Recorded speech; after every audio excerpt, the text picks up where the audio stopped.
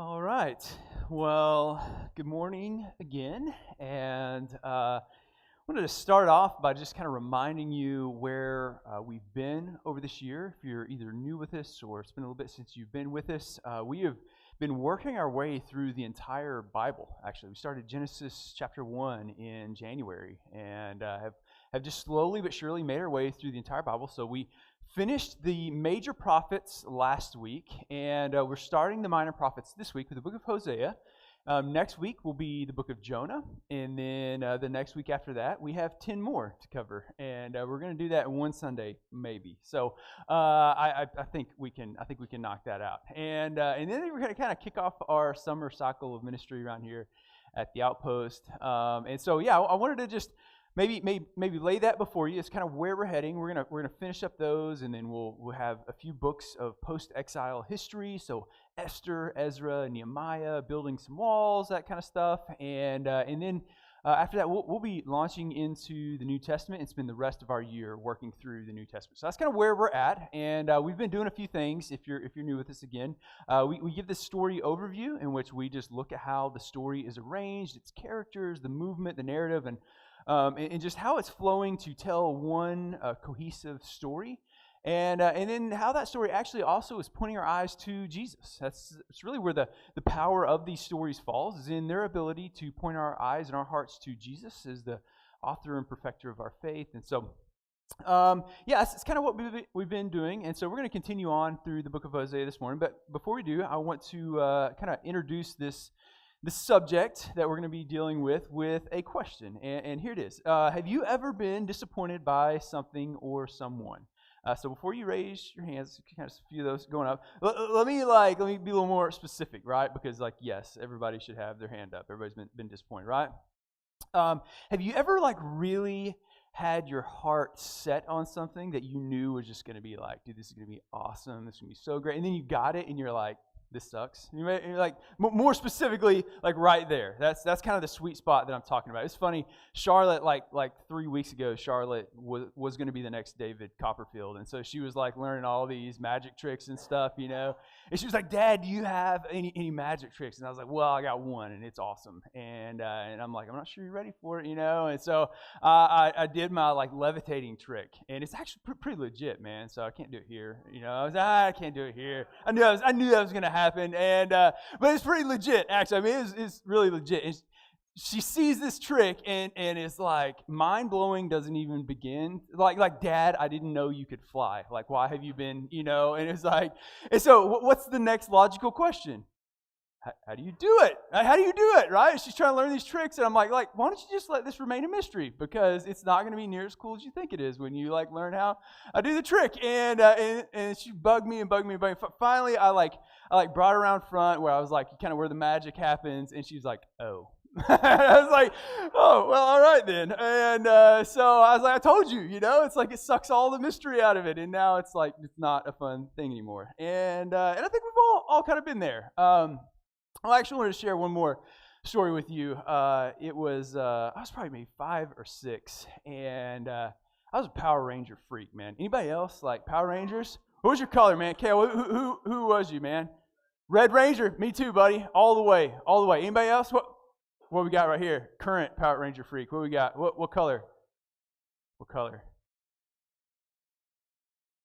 The Black Ranger. Yep, absolutely. Anybody the Green Ranger? That was it? Dude, he gave him the business for 3 episodes one time, man. And it was Johnny, and he knew their. Oh, so anyways, I wanted to be the Red Ranger, right? And so I never forget, Mom, 5 or 6, we were going to town. We live out of town a little bit at the time. She's going to take us to pick out Halloween costumes, and so we stopped by.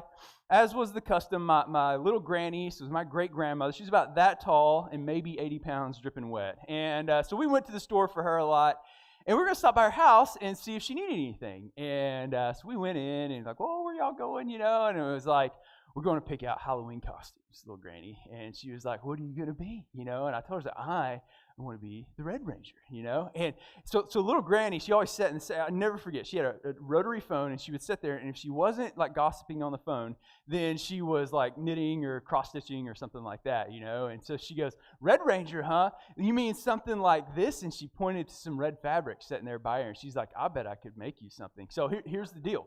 In my mind, what I heard was, I am going to get a fully functioning Red Ranger suit. But I mean, maybe that just speaks to the estimation I had of little Granny, But and so I knew little Granny wasn't like up on all the Red Ranger stats, and so I'm telling her like he's got a sword and it like turns into a flute and all this stuff, and he's got the helmet and all. And so little Granny, she's there, like cross stitching, and she's like, yeah, obviously keyed in to everything I'm saying, right? And so I'm telling all this stuff, and it builds and it builds and it builds in my mind that little Granny. And so by the end of this thing, I'm going to have a fully functioning robot suit, in my 5-year-old mind, right? Anybody else? Like, don't judge, right? This is where I was. And so we go to town, and I'll never forget, we went over to the costume section, and Mom is like, here's a Red Ranger costume. And it was like this chintzy, it just was a mask, you put on. I was like, oh, that's terrible. It's like, no, little Granny has got me. So here to this day, I still don't know why my mom didn't talk me out of this. Like, to this day, I don't know why she was like, well, we should just get it anyways, but I don't know if I made her mad or something, but she was like, all right, and she just put it back on the shelf, We went home, and I was like dying to go see what little Granny had made me, and so I did, and I went up the streets to little Granny's house, and I walked in, and, I was a little disappointed that there wasn't a 60-foot-tall, fully functioning Mecha Ranger suit out front, but I had a feeling that was going to be the case. But I walked inside, and I was like, I'm here for my Red Ranger costume, And little Granny smiles, and I will never forget, she pulls out from behind her back. She had taken 2 pieces of red fabric and cut them in sort of a lopsided L shape, and then sewed them together and turned them inside out and made me Red Ranger boots. And not to mention his boots were white, but whatever. And it looked like elf shoes, man. It was like these pointy, like little elf shoe looking things. And like no helmet, no flute that is a sword, like none of that things. I had these like chintzy little, and I'm not sure, I'm going to have to ask my mom about this, but I think I ended up wearing a red sweatsuit for Christmas, or for Halloween that year, with these little Red Ranger essentially socks that my grandma had made for me, my great-grandma had made for me. It's like, dude, in that moment, that 5-year-old learned the definition of heartbreak, right? Like, that was some new emotion. I'd never experienced that before, and yet, dude, I try these boots on, and they, like, crinkle around the bottom, and they're, like, tripping over the little kind of nose of them. It was so bad. And so here's the deal. It's like, that's a funny story when it's about a 5-year-old. Something harmless like putting your hopes in a fully functioning Red Ranger costume. But this concept actually becomes decidedly less funny when we begin talking about how we all actually can still fall victim to the same mentality, right? Like we have these errors. Like I never really learned the lesson from that. Like you would think that the level of heartbreak would teach me to be careful in the places and the things that I put my faith in. Like maybe next time just go get the costume off the shelf, right? And here's the deal, man. The problem is I still put my faith in all sorts of like lesser things. Just to get really, really real, like, let's make this very personal right off the bat. Like I seriously struggle with defining my sense of success and self-worth from the approval of others. Yeah, that's dangerous, right? And yet, I guarantee you, man, there isn't a pastor on this planet who has successfully overcome that sickness completely. Some of the greatest pastors around, in fact, are guys that are like doing some really amazing things and leading some change in their city. And man, those guys that are doing those things are some of the most honest and open people about that particular struggle in their life, and how serious and how deadly and how willing and how quickly they are to like put their faith or their hope or their identity, their sense of success and self-worth in the opinion of other people. It's money. You guys ever seen the show How the Lottery Changed My Life? You ever watched that show? You remember when it was on? It was like 8 or 10 years ago that was on. And so here's the premise. You have a show about a group of people so unsatisfied with their financial situation that they are willing to spend money they don't have on a 1 in 292 million shot at riches, right? Like you realize those are better. You have better odds of being struck by lightning twice while you're getting attacked by a shark, right? Like that's kind of like where you're at. And so, yeah, man, they like strapped the stake to their leg and jumped in the middle of the water, right? And they win. And do you know what the show actually shows over the long haul is that maybe unsurprisingly so, they are just as unhappy with their financial situations after they win as they were before they won. Most of them lost ties with their closest family members, good friends. A lot of them end up in some sort of illegal scheme. Check this out, man. Over 70% of them go broke in under 5 years after winning the lottery and actually end up in worse financial shape than before they won the lottery.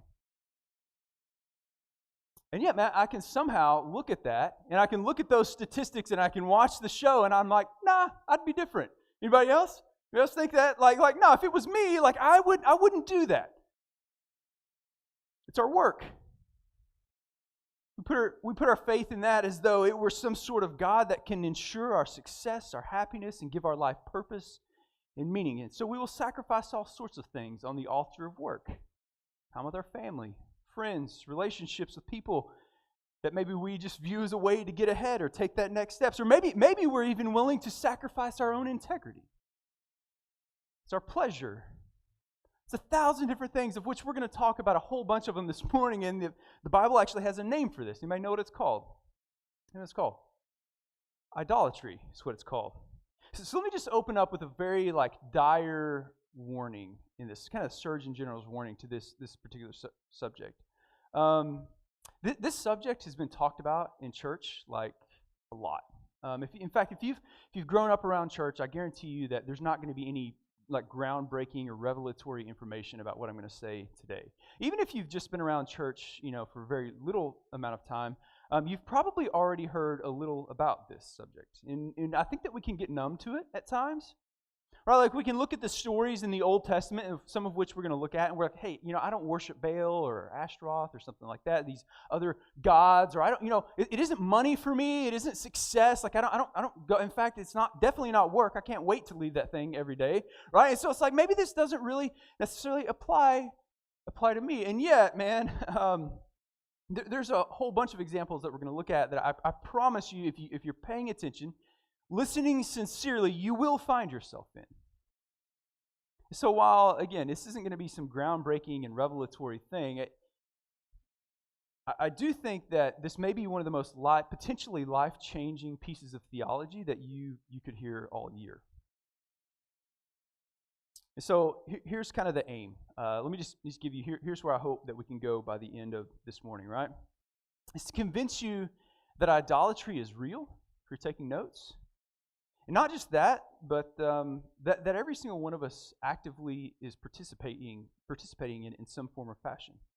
And that means that if you're here listening to the sermon, not only is this a real thing that we really are going to struggle with, but every single one of us walked in here with something, some idol in our life. And it's and if you have convinced yourself otherwise, which I think we do a lot of times, my hope by the end of today is that to show you that you're mistaken about that. I told you guys, we're the book of the prophets. They're super uplifting and really happy books of the Bible, and so, but that's just kind of where we're at. And so, thankfully for us, the book of Hosea is going to do that in a really, really good way. And so, let's go into our story overview. We'll see how it's broken down, and then we'll get into a deep conversation about the subject of idolatry. So, Hosea is part of the minor prophets, writing to the northern kingdom of Israel, just a few months before they are taken into captivity by Assyria. So, just reset the scene for you guys. There is the northern kingdom of Israel and the southern kingdom of, anybody remember? Judah. Yep, absolutely. Southern kingdom of Judah. And who took the northern kingdom captive? Anybody remember? Assyria. Who took southern kingdom? Babylon, that's it. And so northern kingdom of Israel was taken into captivity about 136 years prior. So Hosea is set 136 years before Babylon came and took over the southern kingdom of Judah. So Hosea is one of these prophets that are writing to that northern kingdom of Israel before their captivity. And so, just a side note about Hosea being a minor prophet, I don't want you to hear that and think that these books are somehow less than, or maybe, less theologically potent than other books like the major prophets, Isaiah, Jeremiah, Ezekiel, Daniel, some of those that we just finished up. I want you to think like an espresso, right? Yes, they're small, but they pack a punch. Minor prophets typically have less material. They may cover less periods of time, maybe fewer interactions between the characters. But much like an espresso, these books are incredibly rich in theology and are comprised of these dense poems and symbolisms that are telling some very, very applicable life messages. And if you thought things were going to take an upturn, because it's been pretty dark and gloomy around here for like the past 5 weeks as we've been through the major prophets, they're just as bad. So you guys hang tight though. We're like 3 weeks away from getting into some more some better waters, right? So of all the prophets that had difficult assignments, I would say that Hosea's was probably the worst. And that's saying something because Isaiah had to walk around naked for like 3.5 years. That's pretty rough. That'd be a tough one. Ezekiel had to cook his bread over cow poop for like over a year, so that would be pretty difficult too. And yet, I think that Hosea probably had one of the most difficult assignments of all of them. Here's kind of how it works out. Section 1 of Hosea covers chapters 1 through 3, if you're taking notes, and is about Hosea's marriage to Gomer. How would you like that name? Gomer was his wife. I can't get Gomer Pyle out of my mind for some reason. So if that's you, then you're in good company, right? Hosea 1 through 3, here's what it says. The word of the Lord, which came to Hosea, son of Beeri, during the days of Uzziah, Jotham, Ahaz, Hezekiah, kings of Judah, and during the days of Jeroboam, the son of Joash, king of Israel. When the Lord first spoke through Hosea, the Lord said to Hosea, "Go take to yourself a wife of harlotry and have children of harlotry, for the land commits flagrant harlotry, forsaking the Lord." Bright and cheery, right? Verse 3, so he went and took Gomer, the daughter of Diblaim, and she conceived and bore him a son. So we're going to cover in depth what is going on here. And it is really this prophetic symbolism. So Hosea's marriage to Gomer is a prophetic symbolism aimed at describing God's relationship with Israel despite their unfaithfulness. So God's setting up this idea of an unfaithful spouse as how kind of idolatry works. The damage that it causes in our relationship with God, and the damage that it leads us to inflict on other people and even on ourselves. And so this is a really vivid image, kind of a play that God is inviting Hosea into. We'll look at that more in just a minute, right? Section 2 covers chapters 4 through 14, so the end of the book, and is a comprehensive list of accusations, warnings, if you're taking notes, against Israel's idolatry and their subsequent injustice. I'll give you a second to do that, because the very next slide is going to be a fill-in as well. It's a list of accusations and warnings against Israel's idolatry and injustice. So in this section, I think we're shown what idolatry is, the effects of idolatry, and how we are saved from idolatry. So it's from this section that I want to jump into our deeper dive and really kind of begin our look at this subject this morning. So I actually want to begin by defining a few terms. I think it's super important that when I say some of the things that I'm about to say, that we all be on the same page, because it's a lot of like churchy language. You know what I mean by like churchy language? Like propitiation, that's like a churchy word. It's like, do we use that in the rest of our, society? So what happens is we will like throw these decidedly churchy terms around, and I'm convinced that we kind of sound like that one friend that tries to order in Spanish at the Mexican restaurant and doesn't know Spanish. You know what I'm talking about? Like, una, mas, Dr. Pepper, por favor, and it's like, that doesn't sound right. It's like something is kind of off in that. And so what I want to do is take a few minutes and sync up our language around some of these terms, right? And so I want to talk about faith for just a second. Because idolatry has really at its roots the thing that we put our faith in. And so I don't know about you, but I grew up with faith really being this belief in something that I couldn't see. Anybody else? Like, raise them up high if that's like kind of where you grew up with. All right, several people. So I grew up with this idea that faith really is this like, it's this belief in, or I believe in something that isn't apparent or visible by any of my available senses. And so we would say that we have our faith in something, and it's just this mere belief. And I think actually faith has a lot more. There's a word that gets us a lot closer. I think is fealty. You guys know what I mean when I say fealty? So devotion to, a commitment to. It's like a 16th or 15th century being a knight in the 15th century. You would pledge your fealty to the king, right? You not only did you trust the king, but you could be trusted to act in the king's stead, to follow how he would lead or whatever, to defend the king's honor or whatever the case is. It is this undying allegiance to something, right? And so when I talk faith, I'm talking about the thing that we place our trust and our allegiance in. So for true faith to exist, there must be a direct object on which our trust and allegiance is placed. Everybody know what a direct object is? And it's been a little bit since we've been in high school, but it is some, just really simply put, it is something that our faith rests in, right? Can I just say that I have faith? Well, in the natural next question is then in what? What do we have faith in if I ask that question? Because faith always has to have some like direct object of which our faith is put in. But look at how Hosea sort of sums this up. This is Hosea chapter 14, verse 3.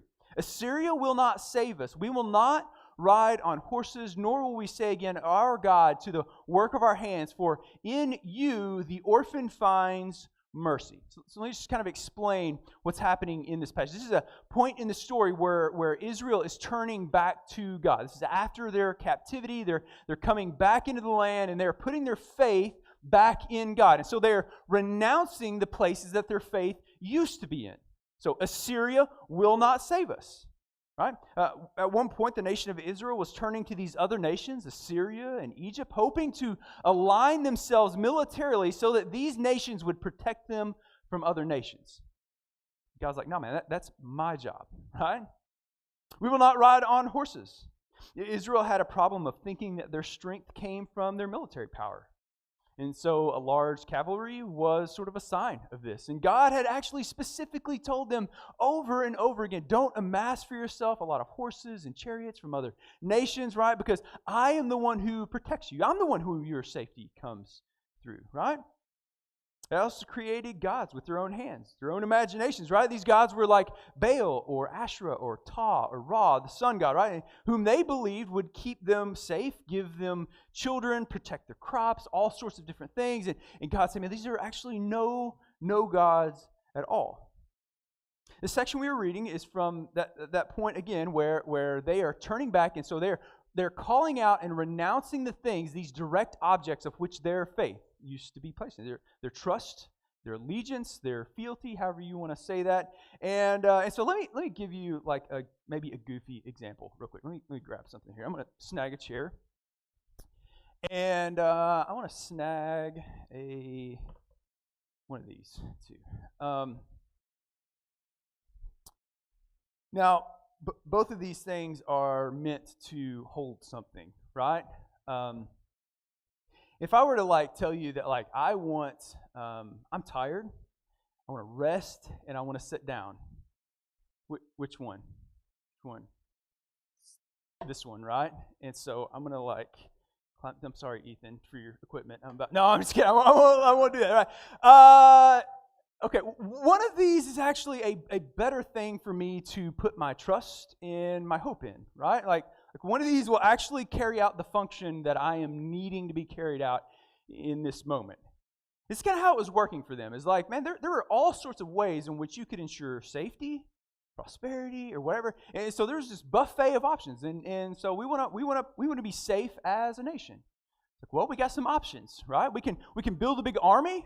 We can align ourselves in trade with nations as we make ourselves available to them, to goods and services, and we can sell slaves to them or whatever the case is. And so they won't attack us because they want us like to continue getting our goods and services. Or we align ourselves with them in some sort of agreement. We will pay taxes to you or something like that if you will come and protect us. And God is saying, man, actually, all of those things would be like you trying to climb up on top of this. It's like your protection, your safety, your prosperity, none of that stuff comes from any of those things. It actually comes from here. So put your trust in, give your allegiance to the one who is actually capable of bringing it. Everybody tracking what I mean when I say faith here? Okay. So let's keep up. Let's just actually keep these here for the next part of it. Let's talk worship. Because if you put your faith in something, you're also going to worship that thing, like inevitably. You will. And so here's what worship is. Again, I've always sort of grown up thinking worship is like, it's music or whatever. Maybe in prayer. So much more than that. Worship is the worth that we ascribe to the object of our faith through outward expression. Let that sink for just a second. Worship is the worth. I always think worthship, right? Worship is the worth that we ascribe to the object of our faith through outward expression. So again, yes, that can be singing, that can be prayer, and absolutely both of those things are ways that we ascribe our worship. What do we sing? You took your music. From the highest of heights to the depths of the sea, right? Creation's revealing your majesty, from the colors of fall to the fragrance of spring. Every creature unique in the song that it sings, all exclaiming, "You're indescribable," right? And so we go on to list these things. And so we're outwardly expressing our worship, or the worth of God through song. We do the same thing through prayer, but it's so much more than that. You can talk about it, right? It's a beautiful chair, right? I paid 40% less for this chair for it to hold the same amount of weight that other chairs of this style do, right? I think it's beautiful. It's good, right? And I can spend money on this chair. Actually, spend a lot of money on these chairs, right? I can maybe not sacrifice for this chair. I don't know how I would sacrifice for this chair. Maybe not sit in other chairs or something like that, right? But really, there's perhaps a maybe most appropriate response to the worth of this chair. And that is, if I am tired, if I am exhausted, and I need to sit down, it would be to what? It would be to sit in this chair. So what if I don't sit in the chair? So this is an awesome chair, man. It can hold me up. It's good. It's beautiful. I think it looks comfortable. And I'm super tired. And so you say, well, sit in the chair. I'm like, oh, no. It's all good, Are you afraid you're going to break it? No. I just, I don't know. I don't want to sit in the chair. And so all of a sudden now there comes a question about whether that my allegiance, my loyalty, my fealty is actually in the chair's ability to hold me up if I won't sit in the chair. And so it is this visible outward expression of that chair's worth for me to sort of sit in the chair. You guys get what I'm saying? So there's dozens of ways in which we can ascribe worth either through our words or through our actions, our devotions to these different things. Everybody tracking all this? Everybody good? Thumbs up if you're still with me. Did the chair thing get weird? It's probably why I shouldn't do things like that, right? So anyways, hopefully that wasn't like distracting, right? So here's the entire second section of this book is about all of the things the Israelites were putting their faith in and their worship in that weren't God, and how that worship had led to some really bad things. Hosea 13:2. Now they sin more and more. They make for themselves molten images, idols skillfully made from the silver. Right? Let the men who sacrifice kiss the calves. These are the spiritual realities other than Yahweh, their God, that they were putting their faith in. Idols that they believe would bring them safety, prosperity, long life. You name it, right? Hosea 12:8. And Ephraim said, "Surely I have become rich. I have found wealth for myself in all my labors. They will find in me no iniquity, which would be sin." This is financial security. Hosea 12:1. Ephraim feeds on wind and pursues the east wind continually. He multiplies lies and violence. Moreover, he makes a covenant with Assyria, and oil is carried to Egypt. This is about their peace and their safety again, where they believed these neighboring nations could provide for them. And then did you notice how they were ascribing the worth of this? They put their faith in these nations, gave them gifts and bribes. They were carrying oil to Egypt. This is an outward expression of the worship of protection provided by these nations. They're doing good? Hosea 9:4, they will not pour out drink offerings of wine to the Lord. Their sacrifices will not please him. Their bread will be like mourner's bread. All who eat of it will be defiled, for their bread will be for themselves alone. It will not enter the house of the Lord. This is religious activity. They were essentially worshiping themselves through self-gratification. Their hearts weren't in it. They were simply bringing their offerings out of an obligation, not because they truly loved God. This is massaging their own consciences. Hosea 5:11, Ephraim is oppressed, crushed in judgment, because he is determined to follow man's commands. It's even their own wisdom, their own knowledge. And here's the deal, man. Some of these examples are maybe a little easier to identify with than others are. The point is in this principle. And the principle is that we will put our faith in something. Let's talk about a few things that are maybe a little more relevant to us. These are things that are meant that we look to create or sustain something in us. So I've already talked about a few. Talked about money, success, work, pleasure, and the approval of others. Money, success, work, pleasure, and the approval of others. I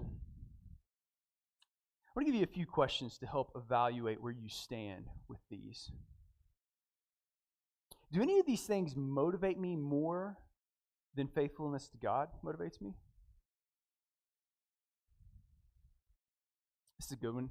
What am I willing to go to war over if it's attacked?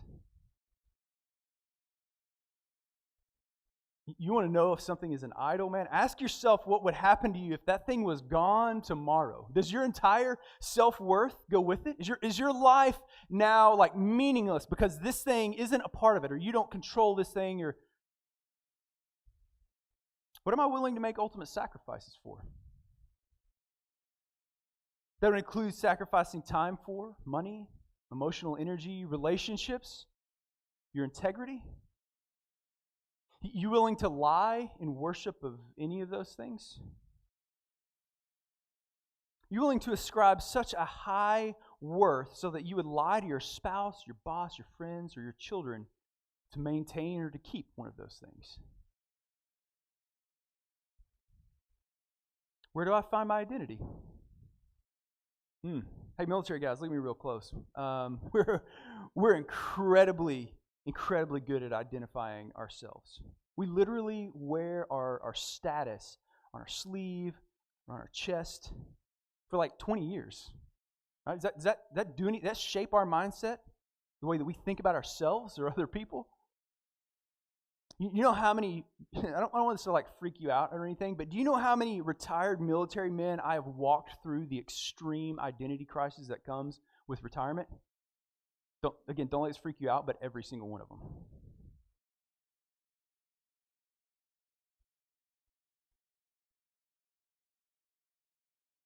What on that list would make you somehow less valuable or less of a man or a woman if it were taken away? Any of those things for you? You don't have to raise your hand. That's totally cool. Any things for you? I got another list. Here we go. How about friendship? Marriage? Children? Appearance? Sex? Food?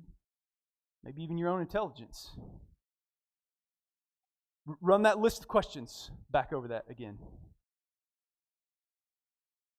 What of those things do I define my identity? What are those things, if it were gone tomorrow, if it were to come under attack, would I be willing to go to war? Would I be willing to sin to keep it going or perpetuating it in my life? What about food, right? Now, I'm not talking about like overeating or undereating. There's a guy named Andy Crouch wrote a book on the idolatry of power. And he pulls a section from a biography by a man named Isaacson.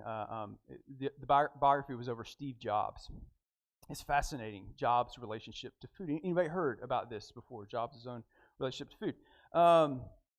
who's actually probably his biggest idol, maybe surprisingly to some. So Steve Jobs was obsessed with food in ways that increasingly dominated his attention, distorted his relationships, and affected his decisions. According to Isaacson, the various diets, often based on raw food and almost always vegetarian or vegan, gave Jobs an exhilarating and ecstatic sense of energy and control. Like all idols, his obsession with food worked at first. It was part of Jobs' larger project of attaining to superhuman amounts of control over his surroundings, himself, and other people, intimately linked with his perfection in other areas of life. But the picture that emerges in the course of Isaacson's biography is of an addiction that gradually demanded more and more while benefiting Jobs less and less. And it cost him dearly in his relationships with his family and his own health. Indeed, Jobs' idolatrous relationship to food may very well have cost him his life. In October of 2003, when a routine scan turned up evidence of cancer in Jobs' pancreas, Jobs' doctors had every reason to expect the worst. Right? Pancreatic cancer, even for a young person, is oftentimes a swift death sentence. But when Jobs' doctors saw the results of an initial biopsy, tears of joy came to their eyes. Jobs had islet cell cancer. Is that how you say that? Islet cell cancer. It's a rare version of pancreatic cancer that is slow growing and consequently almost always curable with prompt surgery to remove the pancreas. And at this moment, Jobs' idol, food as a method of control, failed him. Here's what Isaacson writes. To the horror of his friends and wife, Jobs decided to not have surgery to remove the tumor, which was the only acceptable medical approach. I really didn't want them to open up my body, so I tried to see if a few other things would work first. He told me years later with a hint of regret. Specifically, he kept to a strict vegan diet. For 9 months, as his friends and family pleaded with him to have the surgery, Jobs refused. Not until July of the next year did he consent to the modified Whipple procedure to remove part of his pancreas. And during the surgery, doctors found that the cancer had spread to the liver. Jobs would never again be cancer-free, and just over 8 years later, he was dead at age 56. Isaacson attributes Jobs' failure to promptly acquiesce to surgery to the dark side of his reality distortion field, his unwillingness to engage with hard realities when he didn't want to. He was in the terminal stage, not of cancer, but of idolatry. When the idol ceases entirely, and listen to this, when the idol ceases entirely to deliver, but exacts its full demands of unwavering worship. Even after Jobs' surgery, according to Isaacson, his unwillingness to modify his diet to include reasonable amounts of protein almost certainly complicated his recovery and ability to benefit from chemotherapy. What few knew or suspected was that his exiguous frame was not just the result of his cancer and treatment, but his own dependence on control through food. So even food. How about another list? Let's just go a little bit more personal. You guys good with that? I know the air has already left the room, but let's just go there. How about control? Or stability? Or religious activity? How about this one? Politics. You guys good with that one? How about morality?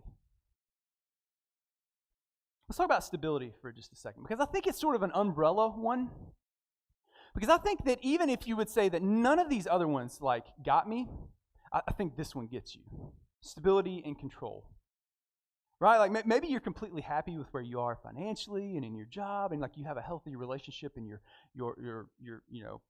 with pleasure or other, friends and your coworkers and boss, or whatever the case is. And so, maybe it's even a healthy self-image, but yeah, we all value stability and control.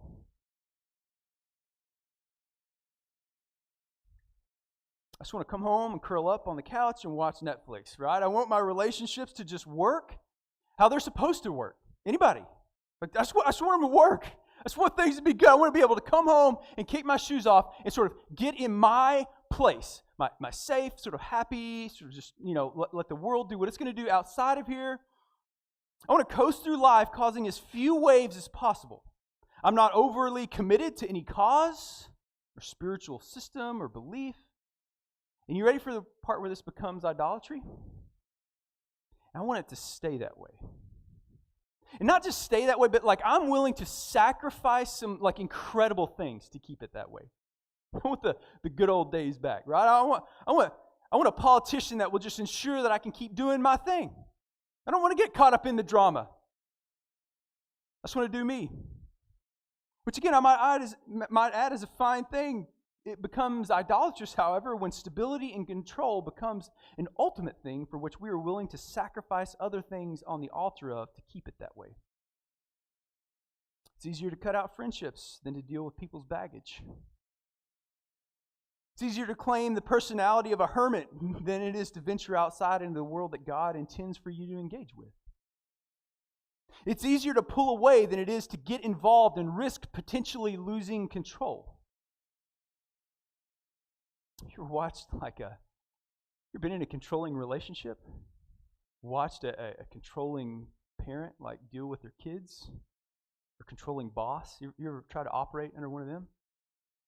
Like, here's the deal, man. None of those things are bad things. Control, money, sex, pleasure, work, children, marriage, like, none of that stuff is bad things. Not a single thing on the list is a bad thing. They become an idol when they become an ultimate thing.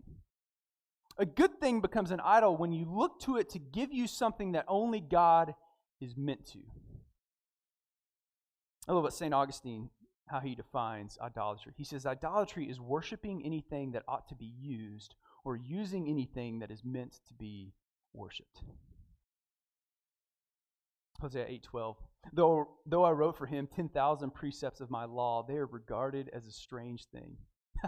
I am God, and I define what is good and right. I have given you the way of life, and you have rejected it. Hosea 8:14. For Israel has forgotten his maker. He has built for himself palaces. Right? I'm the one who gave you all that you have, and you have forgotten me. I made you a nation when you were just a bunch of slaves. Nobody else did that. Right? And yet you're going to look to others to give you peace and safety and satisfaction. Hosea 13, 4-5. Yet I've been the Lord your God since the land of Egypt, and you were not to know any gods except me, for there is no Savior besides me. I cared for you in the wilderness, in the land of drought. Here's, we're beginning to dive a little deeper into the heart of what drives idolatry. God is saying, hey, do you remember that time that you wandered in the wilderness for 40 years? Like the most inhospitable place in the entire planet? Who was it that gave you food and water and sustained you in the middle of that? Who did that? Was it Baal? Was it Ashtaroth? Was it Ra? How about Asher or Chemosh or Marduk? Oh man, it wasn't any of these other systems of like spirituality. It wasn't any of these other nations. In fact, these other nations were trying to prey on you and pick you off. And now you're ready to turn to them. Look at verse 6 though. It starts to touch the heart of idolatry. Hosea 13:6. As they had their pasture, though, they become satisfied. And being satisfied, their heart became proud. Therefore, they forgot me. With me, man. Opulence is not our friend. Humanity has never handled excess well. Get a little taste of control, right? That was good. A little more of that, right? And so we will go on to expand the areas that are within our control, so much so that we will shrink our world down to living only in the places where we have complete control. Do you know anybody like that? Get a little taste of money? It's good, right? How about the approval of others? Just toss myself out here, right? Anybody ever had a sincere attaboy that didn't feel a little euphoric? Get a taste of these things and turn our entire devotion to pursuing them as an ultimate thing. We look to them for only things that God is meant to give. And this is the problem in idolatry. Man, my self-image can't come from the approval of others. Man, I'm one Sunday away. I'm one sermon away from half of y'all walking out of here hating me, right? I only know that because I've done that, right? Like, if you've been in this game long enough, you've seen how people respond to you. And sometimes it's fairness and sometimes it's not. There's always critics and people who have things to say and whatever, and plenty of times it's legitimate. And even when it's legitimate, that doesn't soften the blow and make it any easier. My self-image can't come from that, though. Oh man, my image comes from God. Beautifully, wonderfully made, known before the foundation of the world. When God looks at me, he doesn't see my sin. He sees his own son. I am a child of the King of the universe. Look what Revelation 3:21 says. He who overcomes, I will grant to him to sit down with me on my throne. That's a God and creator of the universe talking to you and me. As I also overcame and sat down with my Father on his throne. I will sit on the throne of heaven with my Father one day. Man, that's who I am. You don't get to define that. That doesn't stop me from running towards your approval or running towards like the approval of man, though. When I looked for you to define it, it ends so badly every time. You guys ever see the Lord of the Rings? Who's the Lord of the Rings fan? Raise them up. Awesome. Yeah, this is going to land well. So Tolkien was a Christian, and he didn't like writing allegorically. Like he was a contemporary of C.S. Lewis, who did very much like writing allegory, and Tolkien, he did not. But years later, he was doing an interview with a guy after writing Lord of the Rings, and he was like, I'm not into doing allegorical stories and stuff like that. He said, but I can tell that my Christian faith just spilled out on every single page. And he starts talking about the ring as a symbol of our propensity for idolatry. They know the ring of power, the one true ring to rule them all, that ring. The ring is what philosophy professor Tom Shipley calls a psychic amplifier. Not that it makes us able to read people's minds or anything like that, but it takes the heart's fondest desires and magnifies them to idolatrous proportions. Some good characters in the story, right? They want to liberate slaves or preserve their people's lands or visit wrongdoers with just punishment, right? These are all good things, good objectives, but the ring makes them willing to do anything to achieve it, anything at all. It turns the good thing into an absolute that overturns every other allegiance or value. The wearer of the ring becomes increasingly enslaved and addicted to it. For an idol is something we cannot live without. We must have it.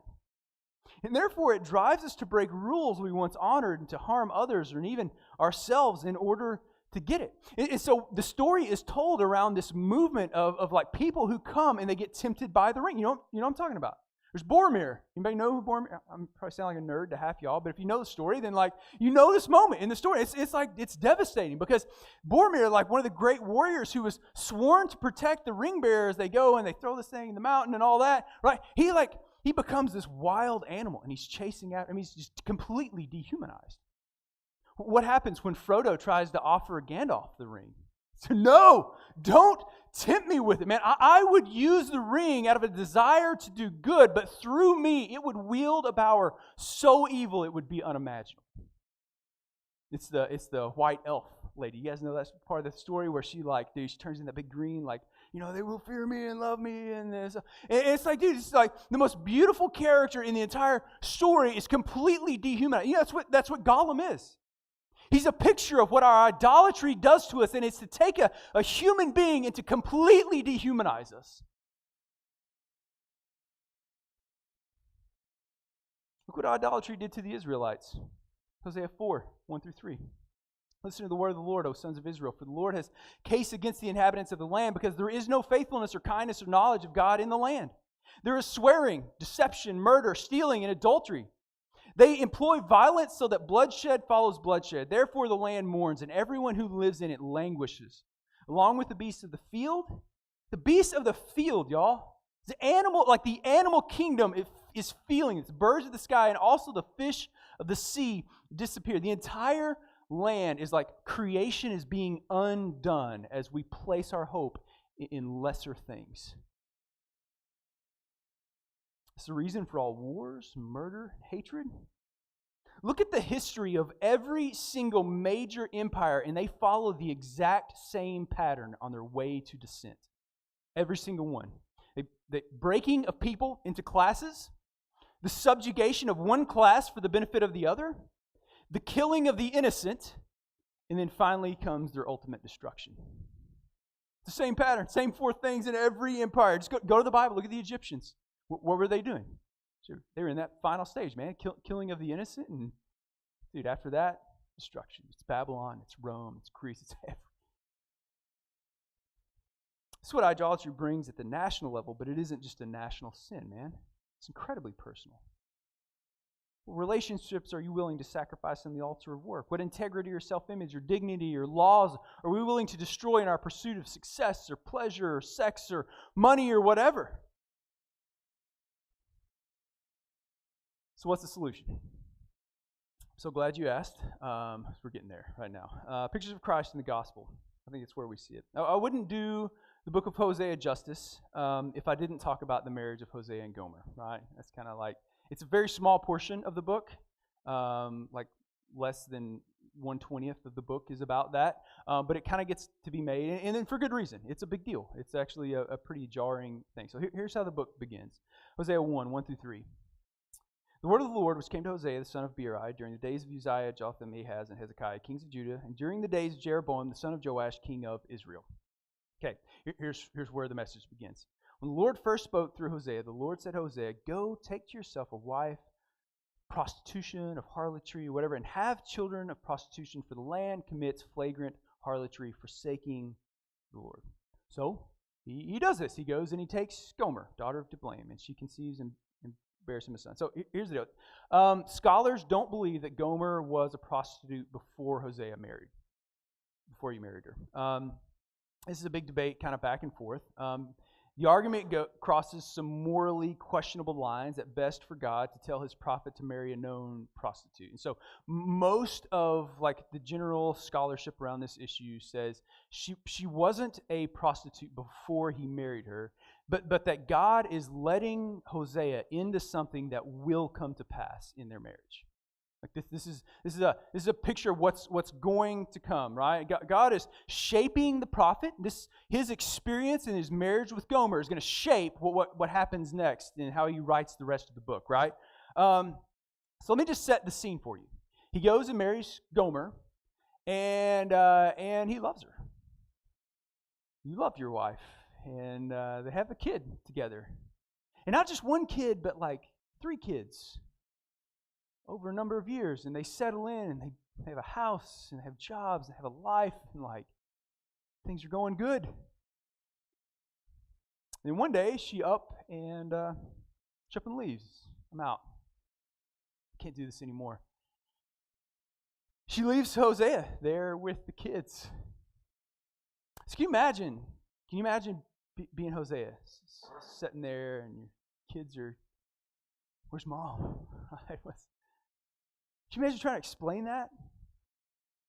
What's going on in this story? Can you imagine trying to explain that, like, well, you may see her around, and it's like, what do you even say? What do you even say in that? Can you imagine the nights he spent just crying himself to sleep in his bed?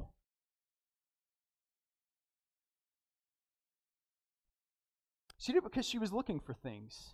It flat out tells us that she was looking for things that actually she had there with Hosea, but for some reason she convinced herself that she could do better by going elsewhere and finding it with other people.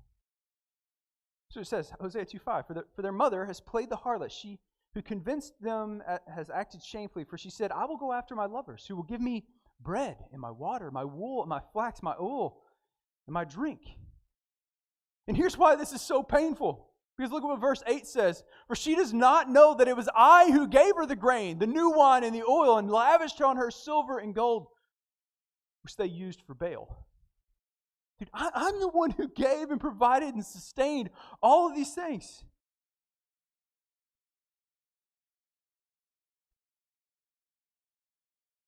Why does she seek it elsewhere? I think this is a good question. Like a legitimate one. Like why do we seek it elsewhere? Why do we seek those lesser things like money, power, control, pleasure, work, success, idolatry in places other than God who controls all of them? Money? Like, are you kidding me? Dude, God's paving streets with that stuff, man. God, Psalm says God owns the cattle on 1,000 hills. Man, it's all His. You're a steward of this stuff. And you want to run off to the gift, like over the giver who has control of all of it? You know where it leads her? Perhaps a better question is, do you know where it leads us? Leads her to slavery. God is speaking metaphorically in these passages about what he's about to do to Israel. But you know, the next time we catch up to Gomer in the story, you know, chapter 3, you know what she's doing. She's being sold in the sex slave industry on an auction block to the highest bidder. This is where idolatry leads us, man. It's dehumanizing, it's brutalizing, and it always extracts more than it gives. And here's where the story gets like outright scandalous, y'all. You know, this is a real life like allegory for God, how God loves us. Hosea chapter 3. God said to me, "Go again and love a woman who is loved by her husband, yet an adulteress. Even as the Lord loves the sons of Israel, though they turn to other gods and love raisin cakes." Look what verse 2 says. "So I bought her for myself for 15 shekels of silver and an omer and a half of barley." Did the math on that. It's about $220. Hosea, God says, "Hey, I want you to go to your wife. I want you to go to the woman who broke your children's heart and tore yours out. I want you to go to the woman who destroyed your family, has defiled you herself, and who mocked you as she went out the door. She had forgot all that you had done for her." She's trapped, Hosea. She's trapped. She can't get out. She cannot get out of her situation if you don't do something. She'll never be free unless your love overpowers her idolatry. I can't stress how scandalous this is, but he does it. This man goes and redeems his wife from the sex slavery auction block. Like, if you can imagine how brutal, how gut-wrenching and painful that would have been, then you've got a better imagination than I do.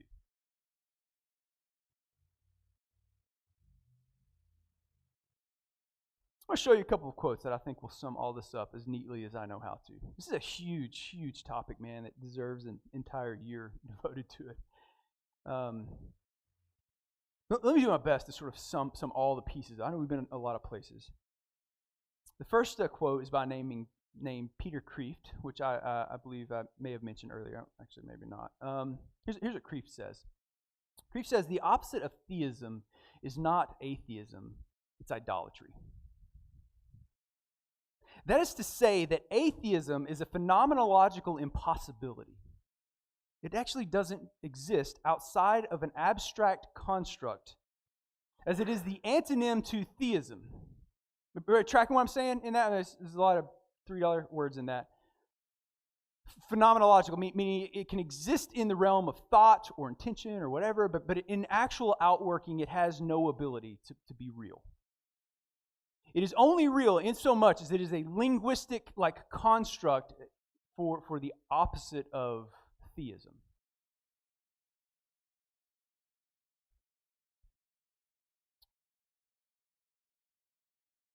You will put your faith in something. You put your faith in something that you will outwardly ascribe worth to, or worship, if you want to just toss the church word at it. I don't care if you're a Hindu or an evolutionary biologist, self-proclaimed atheist who doesn't ascribe to any spiritual ideologies. For you, God may not be a personal, intelligent, and purposeful creator and sustainer. For you, that may be time, space, matter, and chance. But here's what you need to know. It still shapes your worldview. It does, man.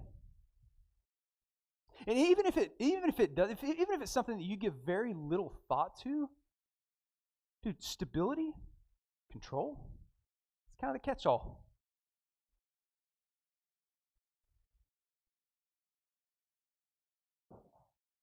It still defines the way that you live your life, the values you hold, and you will espouse its worth, even if it is just in its validity over a spiritual explanation for the origins of the universe. Right? The second quote is by a guy named Julian Chivijian. Here's what he says.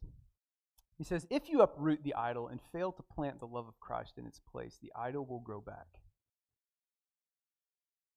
That's to say that our faith will always have an object. We will always have faith. Right? That's what the previous quote was saying. There will be something that shapes the way you view yourself and the world that you live in, and you will espouse it as a worthwhile ideology, even if it is just the fact that it is a more worthwhile ideology than other ideologies. And so the second thing is that, if we will have faith in something, that you can't just uproot one thing that you have faith in and then put something else in its place, right? Or put nothing in its place. We need an object of our faith that will come to redeem us from the auction block. We need a better object of faith. Hosea's love for and redemption of Gomer is a picture of Jesus' love for us.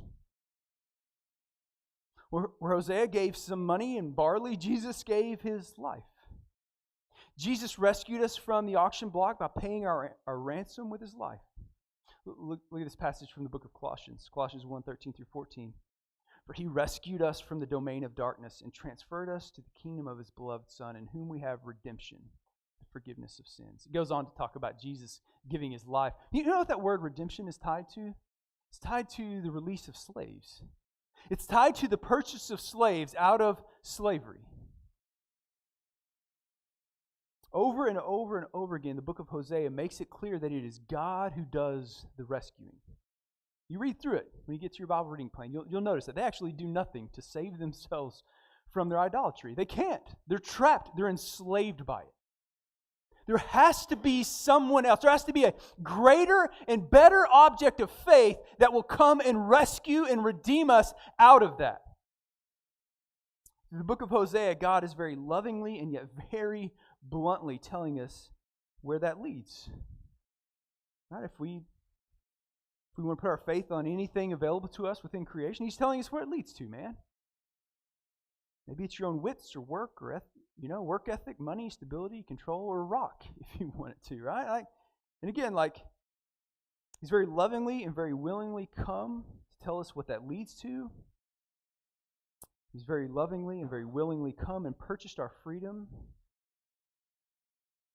so that we might turn to Him, the Creator of all things, as the object of our faith. So here's the deal, man. Here's kind of what faith has to do with all of this, is you get a choice.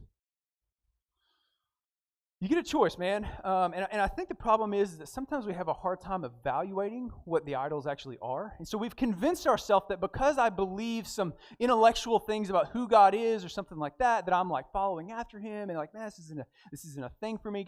Guess what, man? Your worship will blind you. How many really controlling people know that they're really controlling people? How many people completely consumed by the pursuit of X, Y, and Z, really have some objectivity about that? We don't, man, because we're blinded by our worship of that thing. And so it's a hard, brutal process to uncover that. You know how long it has taken me to just be honest with myself that I seek the approval of other people? It still hurts and is embarrassing to say out loud. But you get the choice, what you choose. What you put your trust and your faith in, you give your allegiance to. And that thing shapes what you worship, how you live your life, your morals, your ethics, how you treat your relationships or view your job or your children or whatever the case is. It shapes everything. But you get to choose.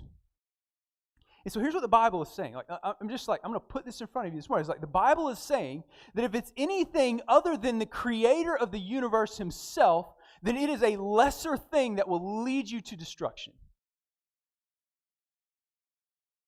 That the end result of that thing isn't a place that you actually want to be. So I don't know where you're at, man. I don't know if you're maybe hearing this for the very first time, and maybe considering following after Jesus is the first time you've ever done that. Man, you can do that right where you're sitting.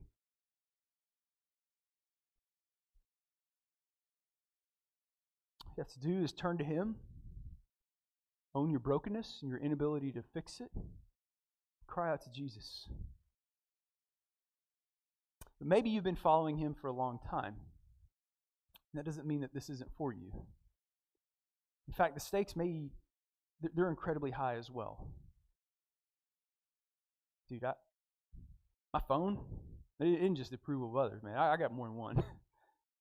My phone, it's embarrassing. I get that stupid screen time. Anybody else get that right before they walk into church? I'm convinced the devil did that, man.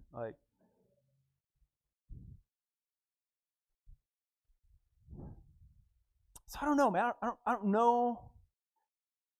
I know there has to be a better object to our faith.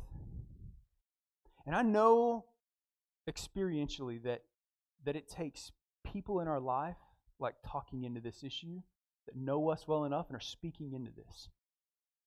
So even if you've been following Jesus for a long time and maybe you've not opened yourself to those kind of relationships, I want to encourage you to take that step. All right, Book of Hosea. How you guys doing? Everybody doing all right? Everybody breathe. Just all right. Everybody has COVID now. No, I'm just kidding. All right. Until next week, guys. I appreciate you guys. I'm praying for you in this issue, hoping that you'll take it seriously, that you'll go home, that you'll evaluate, get involved in an expedition group and work this thing out. It's tough.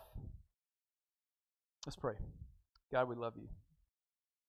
We thank you that you're a good creator, that you're a Savior who came and gave it all for us. God, I just pray for our people,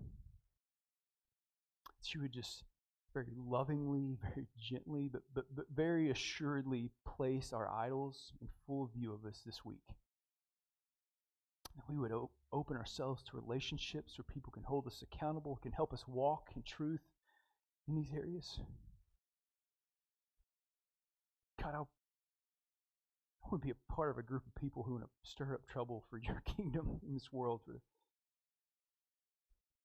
God, to do that, we have to be people that are radically committed to you, to uprooting the idols in our lives and replacing them with the image of Jesus, the teachings of Christ, your word and your spirit working in us.